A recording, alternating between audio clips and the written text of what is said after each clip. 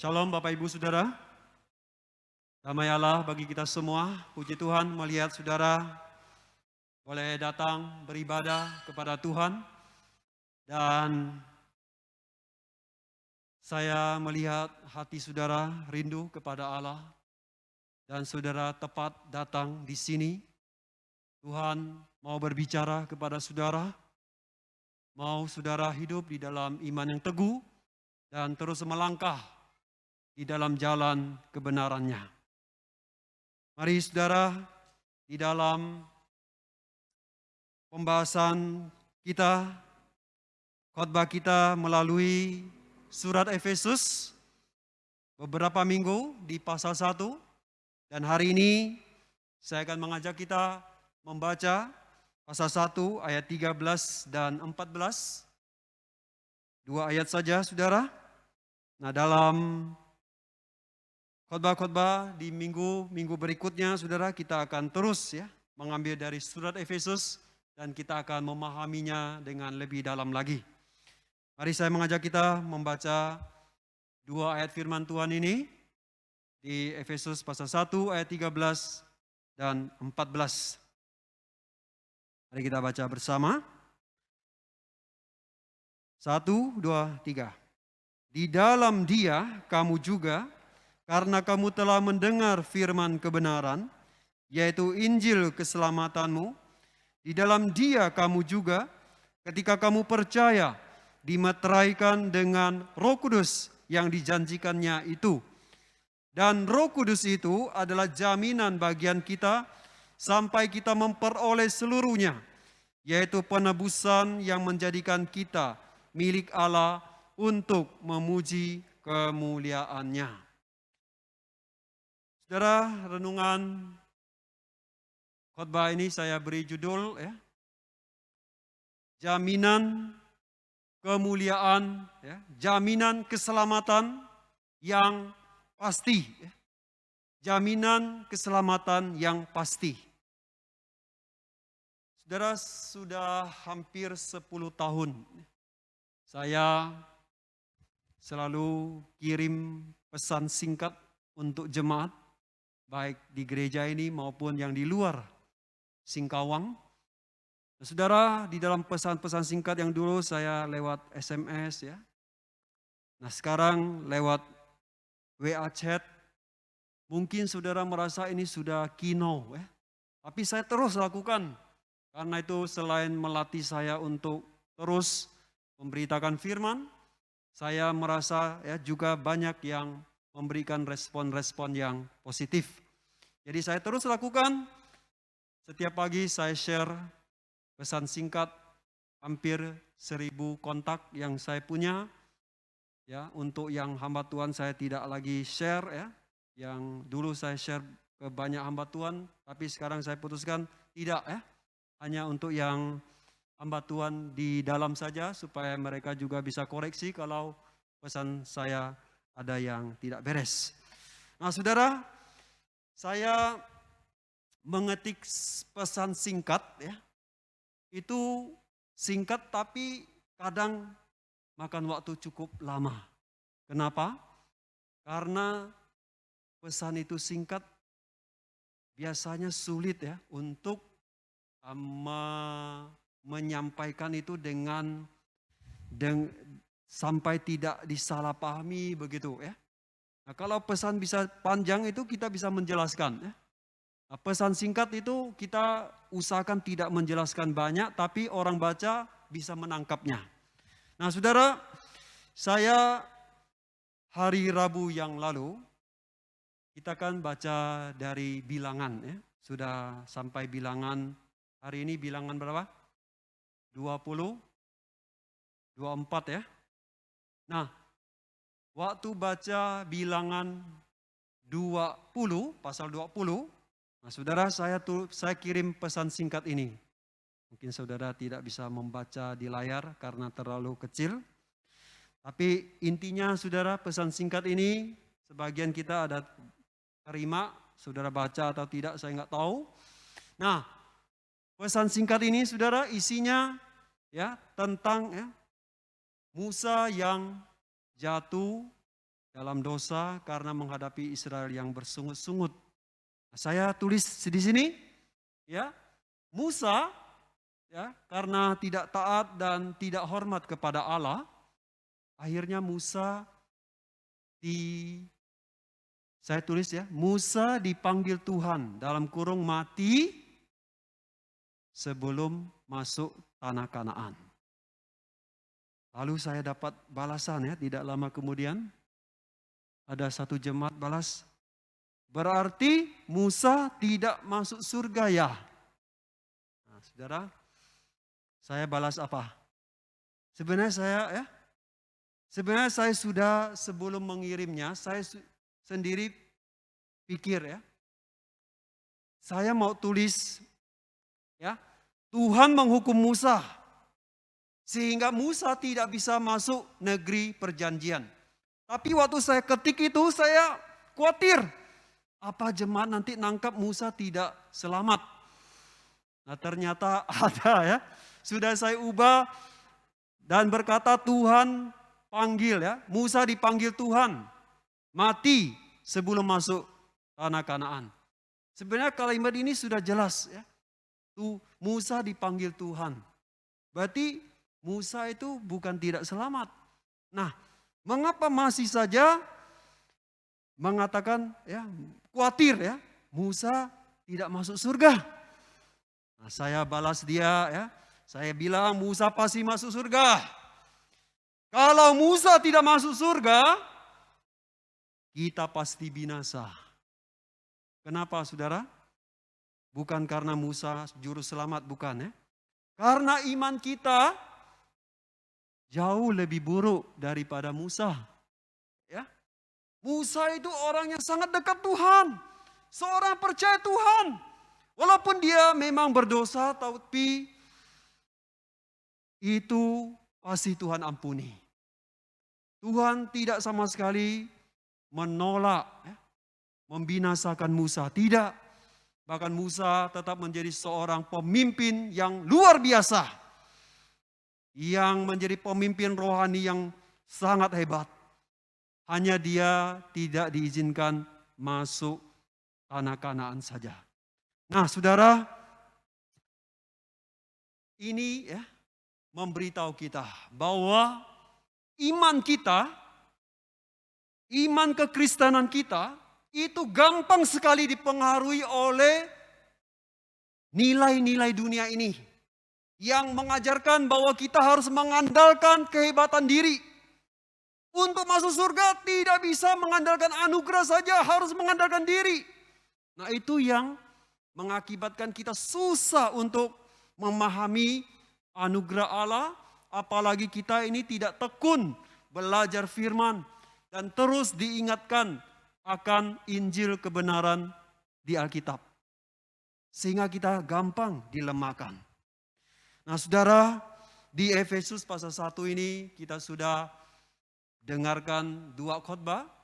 Ya, khotbah pertama kita sudah mendengar bahwa Bapa memilih kita menjadi anaknya.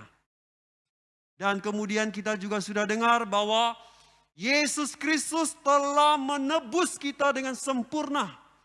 Nah malam ini saya ingin mengajak kita ya, melihat bahwa Allah Roh Kudus telah menjamin kita. Dia telah menjamin kepastian akan keselamatan kita. Saudara, di ayat 13-14 ini, Paulus dengan sangat jelas menjelaskan tentang jaminan keselamatan itu.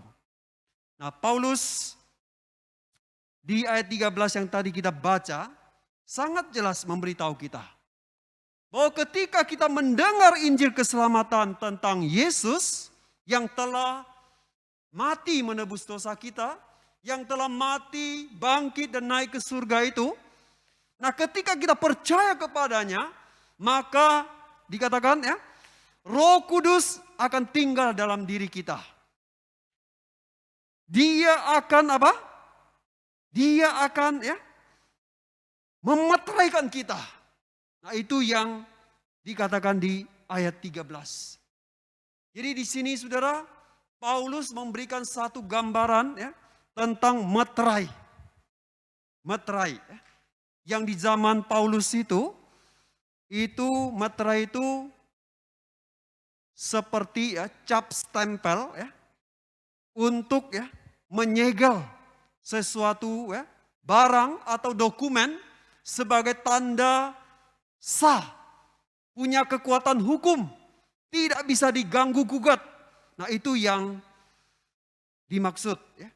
Materai, dimaterai dengan Roh Kudus, disegel ya, dengan ya, Roh Kudus sebagai tanda bahwa kita adalah milik Allah yang sah. Tidak ada seorang pun yang bisa mengganggu gugat. Saya ingat dengan perkataan Paulus di Roma pasal 8 ayat 35, ya, ayat 33 dan 34.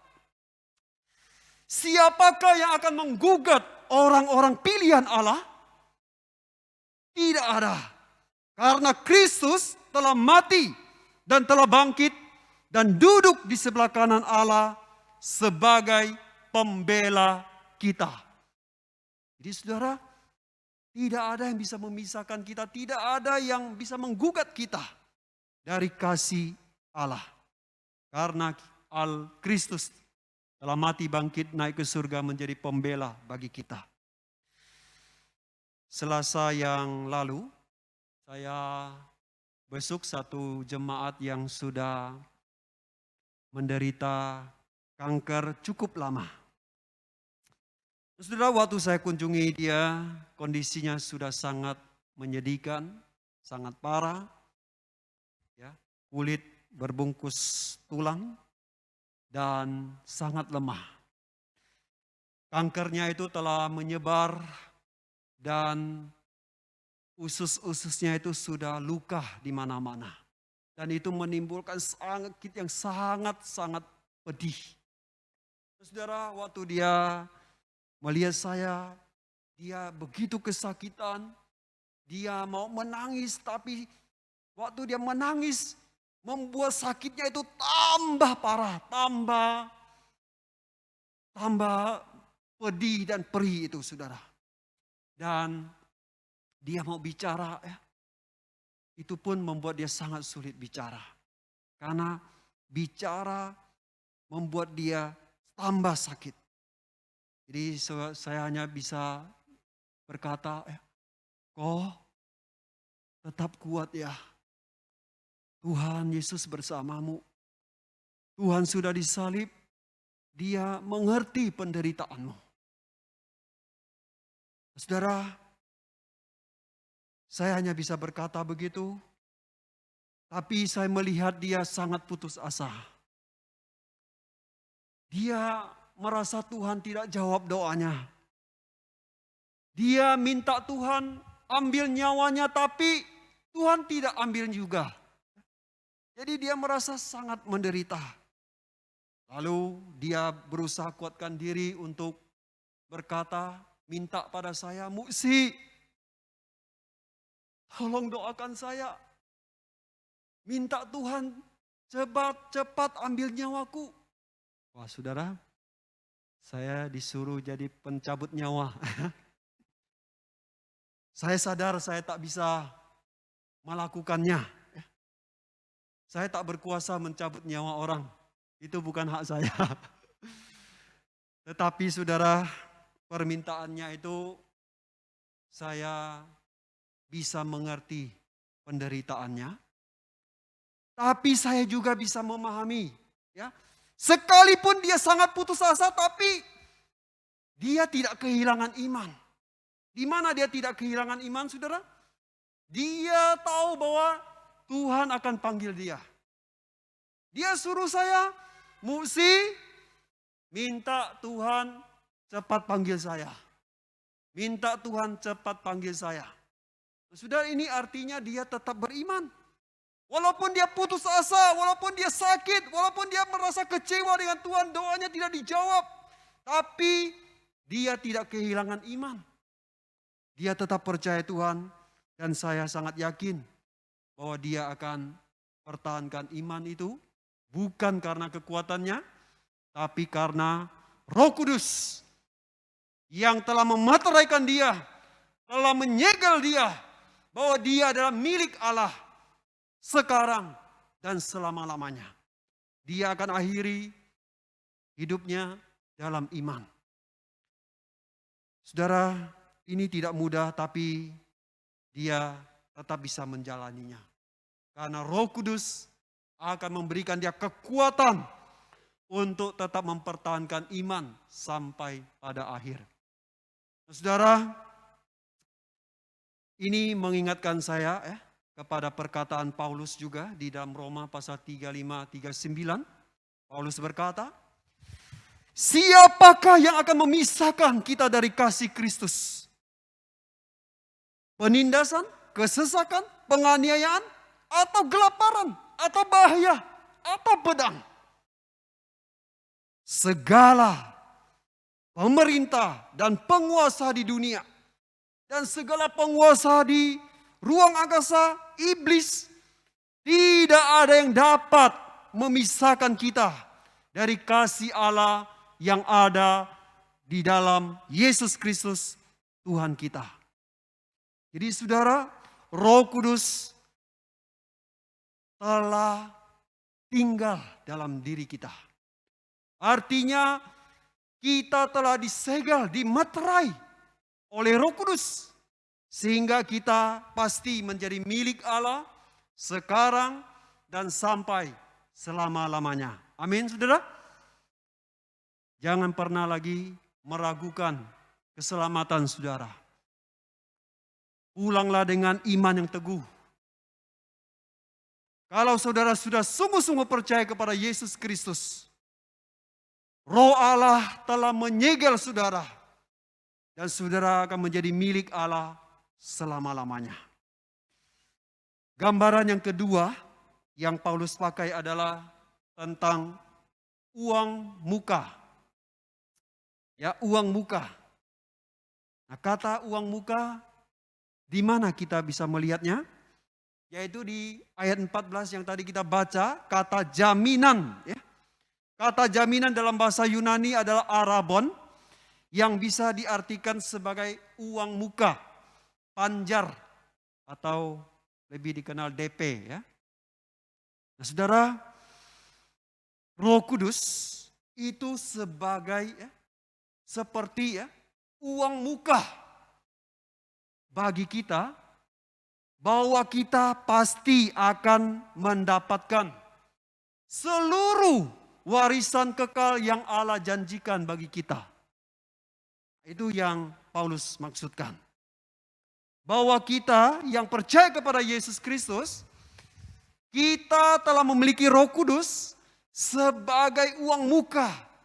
Kita akan mendapatkan seluruh janji Allah yang mulia di surga bagi kita. Suatu hari ada seorang bos yang kaya memanggil asistennya ke kantor dan berkata kepadanya, saya telah memasukkan nama Anda dalam surat wasiat saya. Dan suatu hari Anda akan menerima 10 miliar. Saudara, ini nilai yang sangat besar bagi asisten ini. Nah, bos itu melanjutkan. Karena perlu satu rentang waktu untuk bisa mendapatkan warisan itu, maka saya berikan uang muka. Ini, ambil cek ini, senilai 100 juta sebagai panjar, uang muka, atau sebagai jaminan bahwa kamu pasti mendapatkan warisan itu. Nah, asisten itu bukan saja dapat kabar baik karena warisan, tapi berlipat, 2 kali lipat, bukan? Dapat jaminan, uang muka 100 juta sebagai jaminan bahwa dia pasti akan menerima warisan yang bos itu janjikan kepadanya. Nah, saudara, Roh Kudus juga demikian. Roh Kudus diberikan kepada kita, ya, Allah Roh Kudus tinggal dalam diri kita sebagai jaminan bahwa kita pasti akan mendapatkan semua janji Allah di surga bagi kita. Saudara, itu ditandai dengan apa? Dengan sukacita, dengan damai yang saudara rasakan selama ini setelah percaya Yesus. Sekarang pertanyaannya, apakah saudara setelah percaya Yesus merasakan itu? Sukacita, damai, ya, rasa yang tetap, ya, terhibur di tengah susah, dan saudara tetap berharap sekalipun di tengah tidak punya pengharapan. Saudara merasakan itu? Merasakan sukacita, damai ketika saudara memuji Allah, atau saudara berdoa, atau saudara mendengar firman, saudara merasakan ada damai, ada pengharapan itu yang tidak pernah hilang dalam hati saudara. Saudara, itulah uang muka, ya, itulah tanda bahwa saudara telah memperoleh uang muka itu, yang menjadi jaminan bahwa saudara akan memperoleh seluruh kebahagiaan yang kekal di surga nanti. Jadi saudara, kita adalah orang-orang yang berbahagia. Kita adalah orang-orang yang pasti mendapatkan warisan yang kekal, sukacita yang kekal, kekayaan yang mulia yang Allah sediakan bagi semua orang yang dipilih, ditebus, dan diselamatkannya. Saudara pasti mendengar atau membaca berita, ya, tentang perang yang terjadi Rusia, ya, dan Ukraina.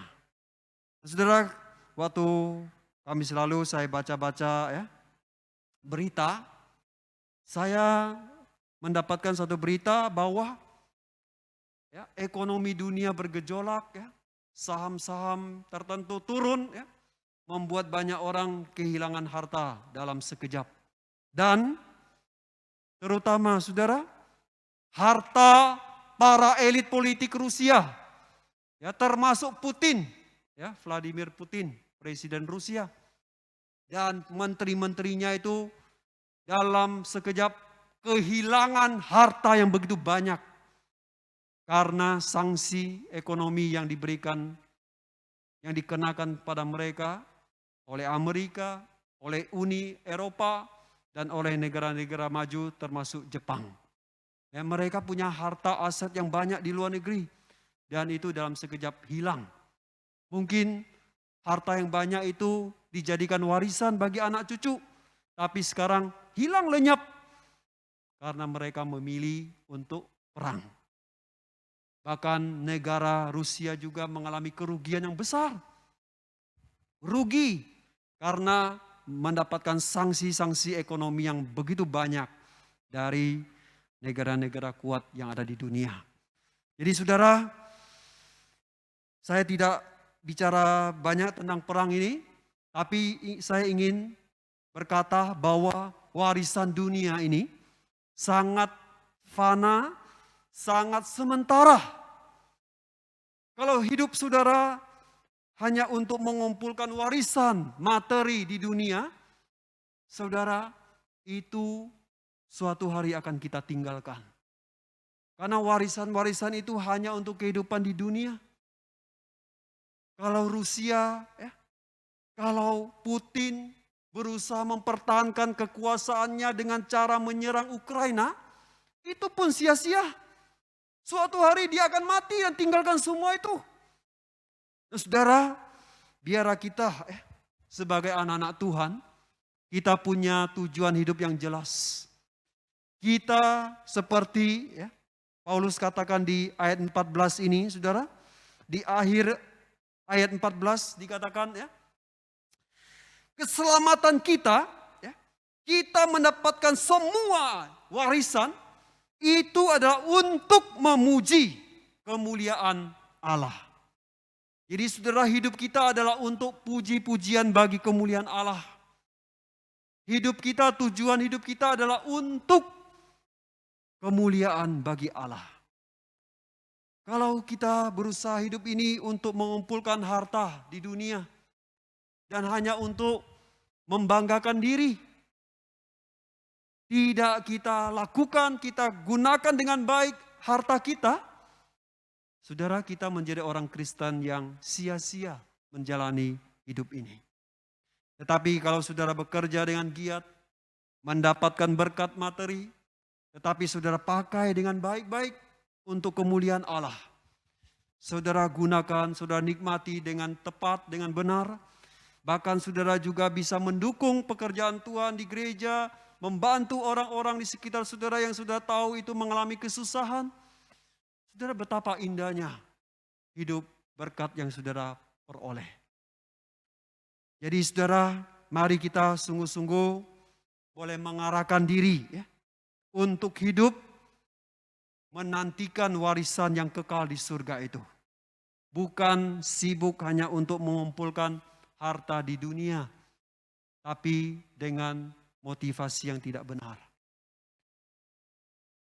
Abraham, saudara kenal Abraham, dia seumur hidup menjadi orang asing. Abraham seorang yang kaya, tetapi waktu Tuhan suruh dia tinggalkan negerinya, dia tinggalkan begitu banyak warisan keluarganya. Dia tinggalkan dan dia taat sama Tuhan. Tapi setelah sampai satu tempat di mana dia bisa tinggal dan mulai mengumpulkan banyak warisan, Tuhan suruh pergi lagi. Saudara, hidupnya berpindah dari satu tempat ke tempat lain. Dan Alkitab berkata seumur hidup Abraham menjadi orang asing. Tidak mendapatkan tanah untuk dia menetap. Tetapi pertanyaannya, mengapa Abraham tetap taat dan setia mengikut Tuhan? Mengapa dia tetap percaya Tuhan, bahkan dikenal sebagai bapak orang beriman? Mengapa? Nah, Ibrani pasal 11 ayat 16 memberikan jawaban. Karena dia mengarahkan hati kepada harta warisan surgawi. Karena hatinya merindukan kota surgawi yang Allah telah janjikan dan siapkan kepadanya. Saudara, Bapak Abraham, seorang yang beriman. Dan dia sungguh mengarahkan hati kepada harta warisan surgawi. Nah, biarlah kita sungguh menjalani satu kehidupan yang mengarahkan hati kita pada warisan yang kekal itu. Yang kita sudah mendapatkan panjarnya, yaitu Roh Kudus yang telah diberikan kepada kita. Dan kita sudah merasakan damai sukacita itu dari Roh Kudus. Mari kita terus berjuang dalam hidup ini, bergiat di dalam hidup ini untuk hidup sebaik-baiknya. Kalau saudara yang sudah punya keluarga, bangunlah keluargamu dengan baik. Sayangi pasanganmu, didik anak-anakmu dalam Tuhan. Ya, itu adalah tugas saudara. Sehingga keluarga saudara adalah keluarga yang harmonis, keluarga yang nanti boleh hidup memuliakan Tuhan. Ya, saya senang ya melihat pasangan yang tadi depan ini ya. Mereka boleh tetap setia beribadah pada Tuhan. Ya, sekalipun ya merantau bekerja di luar. Ya, pertahankan ya iman saudara. Saudara, mari kita sungguh-sungguh ya menjalani satu kehidupan yang berkenan pada Allah. Saudara yang bekerja, bekerjalah dengan benar. Jangan ya bekerja yang membuat saudara tidak damai. Bekerjalah sesuai dengan apa yang benar. Kalau pekerjaan saudara tidak baik, tidak benar, tinggalkan. Lakukan. Ganti dengan pekerjaan yang benar. Supaya hidup saudara sungguh diberkati. Dan anak-anak muda, sungguh-sungguh gumuli panggilan saudara. Ya. Kalau Tuhan panggil saudara jadi guru atau jadi hamba Tuhan, jangan pikir ya, aduh jadi guru. Seumur hidup saya tidak akan jadi orang kaya. Enggak usah pikir itu lagi saudara. Saudara jadi guru, tapi bisa jadi berkat bagi banyak orang daripada jadi orang kaya, tapi hidup hanya untuk diri, untuk keluarga, untuk beberapa orang, kolega, saudara. Jalani dengan setia, jalani dengan iman. Seperti saya, seumur hidup saya tidak akan jadi orang kaya. Itu memang sudah jadi pilihan hidup saya.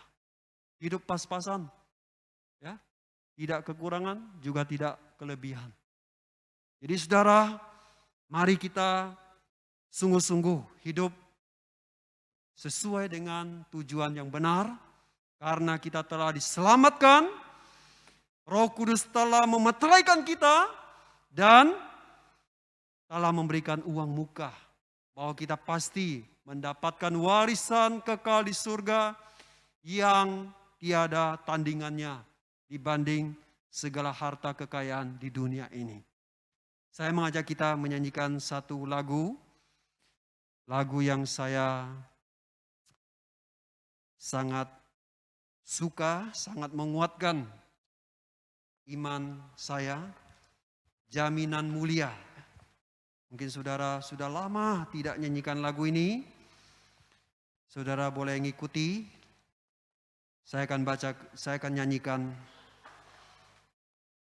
Mari yang bisa boleh nyanyi ya bersama dengan saya.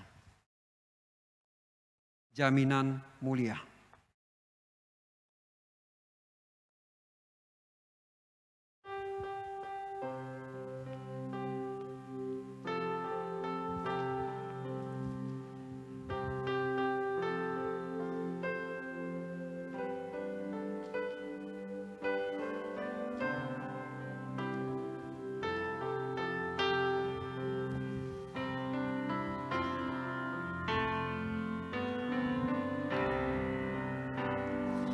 Jaminan mulia ku diberi, karena Yesus milikku abadi.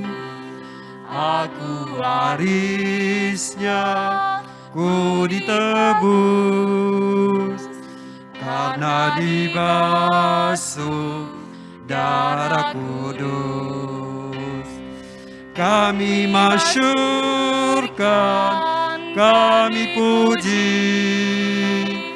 tentang Yesusku selamanya. Kami masyurkan, kami puji tentang Yesusku selamanya. Aku mau taat sepenuhnya, suka surgawi turun melimpah. Malaikat datang bawa berita, kasih karunia dari Bapa. Kami masyurkan, kami puji tentang Yesusku selamanya. Kami masyurkan, kami puji tentang Yesusku selamanya. Musik. Saudara, kita telah ditebus. Biarlah hidup kita sungguh menjadi puji-pujian bagi kemuliaan Allah. Bukan hanya dengan mulut saudara, tetapi mari melalui seluruh hidup saudara, dalam berkeluarga, bekerja, lakukan apapun, biarlah nama Tuhan yang dimasyurkan, yang ditinggikan. Saya mengajak kita berdiri, kita nyanyikan bait yang ketiga.